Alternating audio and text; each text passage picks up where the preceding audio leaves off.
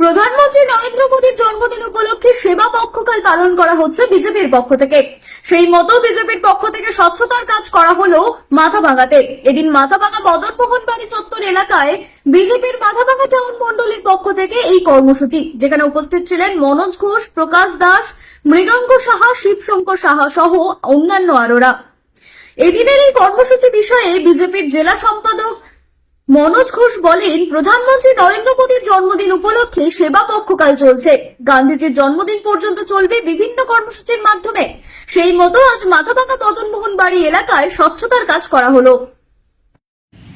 গত 17 সেপ্টেম্বর মাননীয় প্রধানমন্ত্রী শ্রী নরেন্দ্র মোদীর জন্মদিন উপলক্ষে আমাদের 2রা অক্টোবর মহাত্মা গান্ধীর জন্মদিন পর্যন্ত যে সেবা চক্র চলছে, আজকে ভারতীয় জনতা পার্টি মাথাভাঙা শহর মণ্ডলের পক্ষ থেকে আজকে একটা উদ্যোগ নেওয়া হয়।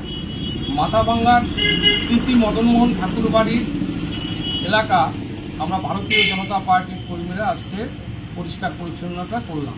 এই স্বচ্ছতা আমরা যেমন কাজ করেছি, আগামী দিনে মাথাভাঙায় বৃক্ষরোপণ, বিভিন্ন সেবামূলক কাজ আমরা করব।